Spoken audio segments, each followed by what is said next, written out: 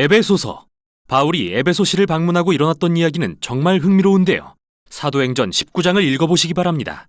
에베소는 거대한 도시로서 대부분의 그리스와 로마 신들을 숭배하는 종교 중심지이기도 했습니다. 바울은 2년 넘게 이곳에 살면서 매우 효과적인 선교 활동을 펼침으로써 많은 사람을 예수님의 제자가 되도록 했습니다. 그리고 몇 년 후 그는 로마 감옥에 갇혀있던 시기에 이 서신을 썼습니다.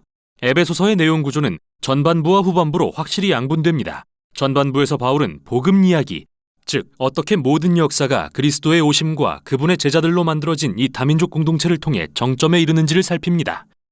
그러고 나서 후반부는 그러므로라는 말을 이용해 전반부와 연결함으로써 복음 이야기가 우리 삶의 이야기 속 모든 영역에서 어떻게 나타나야 하는지 살핍니다. 우리 각자가 이웃과 공동체 그리고 가정 안에서 어떻게 살아야 하는지 말이죠. 그럼 바울이 이 모든 내용을 어떻게 전개하는지 봅시다.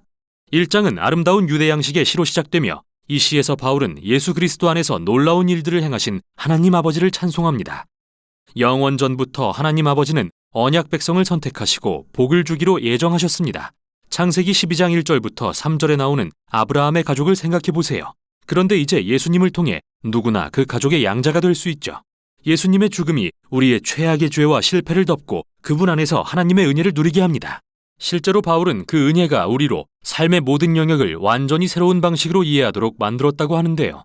1장 10절에서 그는 하나님의 목적은 하늘과 땅에 있는 모든 것을 그리스도, 곧 메시아를 머리로 통일하시는 것이었다고 말합니다. 하나님의 계획은 언제나 회복된 인류가 예수 그리스도 안에서 연합해 하나의 큰 가족을 이루는 것이었습니다. 바울은 하나님의 이 목적이 우리가 처음 그 가족이 되었을 때 분명히 드러났다고 말하는데 여기서 그는 민족으로서의 아브라함의 가족, 곧 유대인을 가리킵니다.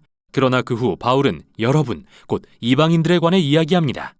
여러분은 모두 예수님과 그분을 통한 구원의 소식을 들었고 성령의 역사로 인해 이 가족의 일원이 되었습니다. 이는 사도행전에서 하나님의 영이 유대인과 이방인을 예수님 안에서 한 가족이 되게 하셨던 일들을 가리키는데요. 하나님이 아브라함에게 오래전에 하신 바로 그 약속과 같죠. 또한 이 시를 잘 보면 바울이 성부 하나님으로 시작해서 다음은 성자 예수님 그리고 성령에 대한 내용으로 마무리하는 걸 알 수 있습니다. 삼위 하나님이 함께 이루시는 복음의 역사를 보여주는 것인데요. 정말 멋집니다. 이 시를 마친 후 바울은 기도합니다. 그는 예수님을 따르는 이들이 그저 복음의 능력을 아는 것을 넘어 인격적으로 경험할 수 있도록 기도합니다. 그리고 그들이 예수님을 죽은 자 가운데서 살리시고 온 세상의 머리로 높임받게 하신 하나님의 그 동일한 능력으로 힘입게 되기를 구합니다. 이어 2장에서 바울은 1장의 시에서 다뤘던 몇 가지 핵심 개념, 특히 하나님의 은혜와 예수님의 새로운 다민족 가족에 대해서 자세히 설명합니다. 그는 먼저 이방인 그리스도인들이 어떻게 예수님을 알게 되었는지 다시 이야기하며 시작합니다. 예수님에 대해 듣기 전에 그들은 육체는 살았으나 영적으로 죽은 자들이었습니다. 그들은 이기심과 죄의 덫에 갇혀 목적 없는 삶을 살며 어둡고 악한 영적 세력들에 속고 있었습니다. 그러나 놀랍게도 하나님은 사랑과 자비로 그들을 구원하셨습니다. 하나님은 그들의 모든 죄를 용서하시고 예수님의 부활 생명에 동참하게 하심으로써 그들에게 새 생명도 주셨습니다. 그래서 이제 그들은 예수님을 통해 새 사람으로 창조되어 하나님이 그들에게 맡기신 온갖 새로운 소명과 목적과 사명을 발견하는 기쁨을 맛보고 있습니다. 하나님의 은혜를 입었을 뿐 아니라 그분의 새로운 가족으로 초대받기까지 한 것이죠. 예수님에 대해 듣기 전 이 이방인들은 하나님으로부터 단절되었을 뿐 아니라 그분의 언약 백성인 아브라함의 가족에서 제외된 자들이었습니다. 정말 실제적인 의미로 신의 산에서 주어진 율법은 이 가족을 둘러싸는 경계선 같은 역할을 했는데요. 대부분의 이방인이 접근하지 못하게 막는 방벽과 같았죠. 그러나 예수님 안에서 토라의 율법이 성취되었습니다. 그리고 이 벽은 허물어져서 바울의 표현에 따르면 두 다른 민족이 한 세 사람이 되어 평화를 누리게 되었습니다. 이어 3장에서 바울은 이 기쁜 소식을 이방인들에게 전하도록 부름받은 자신의 독특한 역할에 대해 감탄합니다. 비록 그는 감옥에 갇힌 신세지만 이 언약 가족이 크게 자라는 모습을 볼 수 있는 기회를 주신 하나님께 감사할 따름입니다. 그래서 바울은 다시 한번 기도를 드리며 전반부를 맺는데요.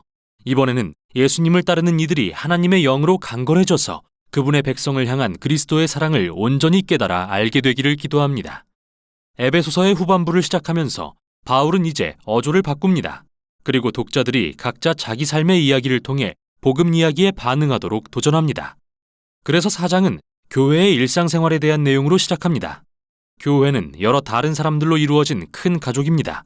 하지만 그는 그들이 하나라는 것을 강조하는데 하나라는 말이 이 장의 핵심어입니다.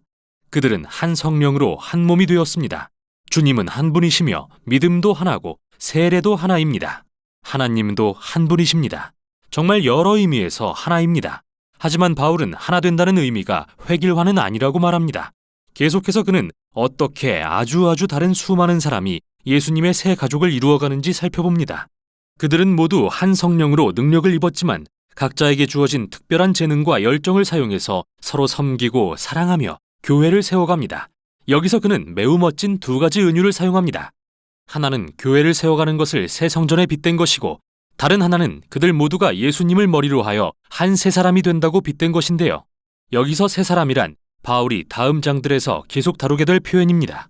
바울은 모든 그리스도인에게 낡은 옷과 같은 옛사람을 벗고 새 사람을 입어 그 속에서 하나님의 형상이 회복되는 것을 경험하라고 권면합니다. 그러고 나서 긴 단락을 할애해 새 사람과 옛사람을 비교합니다. 새 사람은 거짓이 아닌 진실을 말하며 분노를 품는 대신 평화롭게 갈등을 해결합니다. 도둑질하는 게 아니라 남을 구제하며 험담하는 대신 다른 사람을 격려합니다.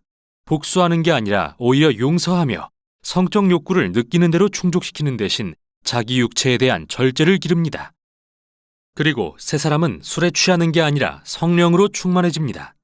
바울은 성령 충만한 삶의 증거가 4가지 방식으로 드러난다고 설명하는데요. 처음 2가지는 노래와 관련이 있습니다. 함께 찬송할 뿐 아니라 혼자서도 찬송합니다. 바울이 그리스도인들의 삶에서 성령이 일하시는 방식에 관해 가장 먼저 생각한 것이 노래와 음악이라는 점은 정말 흥미롭습니다. 성령 충만한 삶의 3번째 증거는 모든 일에 감사하는 것입니다. 그리고 4번째 증거는 예수님을 따르는 자들이 성령에 감화되어 자신을 다른 사람들 아래에 두고 그들을 자신보다 더 중히 여기며 높이는 것입니다. 나아가 바울은 이 4번째 요점을 발전시켜 어떻게 그리스도인의 결혼 생활에 적용되는지 보여줍니다. 먼저 예수님을 따르는 아내는 남편을 존경하고 남편이 자신을 책임지는 것을 허용하도록 부름받았습니다. 또한 남편은 아내를 사랑하고 책임을 다해 이기적인 동기를 내려놓고 자신보다 아내의 행복을 우선시하도록 부름받았습니다. 바울은 이렇게 그리스도인의 결혼은 복음 이야기를 재현하는 것과 같다고 말하는데요. 남편의 행동은 예수님이 교회를 사랑하셔서 자신을 희생하신 것과 같으며 아내의 행동은 교회가 예수님께서 자기를 사랑하시고 새롭게 하시도록 허용하는 것과 같습니다. 그러고 나서 바울은 같은 개념을 자녀와 부모, 종과 주인의 관계에도 적용합니다. 바울은 서신의 마지막 부분에서 그리스도인들이 직면한 악한 영들의 실제에 대해 상기시킵니다. 이들 영적 존재와 세력은 예수님의 사람들이 하나 되는 것을 저해하고 새 사람의 정체성을 손상하려고 노력할 것입니다. 그래서 바울은 그들에게 굳건히 서서 하나님의 전신갑주로 무장하라고 도전하고 비유의 의미를 상세히 설명합니다. 전신갑주의 각 부분은 이사야서를 인용한 것으로서 바울은 이사야가 묘사한 메시아 왕을 연상시키고자 한 것입니다. 따라서 이제 우리는 메시아를 따르는 자들답게 그분의 속성을 취해야 합니다. 우리는 그리스도의 몸의 지체들이기 때문입니다. 사실 바울이 그리스도인들에게 하려는 말은 인간관계 속에서 능동적으로 기도와 성경 말씀을 이용하는 습관을 기름으로써 예수님의 제자로 성장하고 성숙해가는 데 도움을 얻으라는 실천적 조언이 아닐까요? 이게 바로 에베소서가 전하는 내용으로서 바울이 복음 이야기를 요약하고 그로 인해 우리 삶의 이야기 속 모든 영역이 어떻게 바뀌어야 하는지 권면하는 매우 강력한 말씀입니다.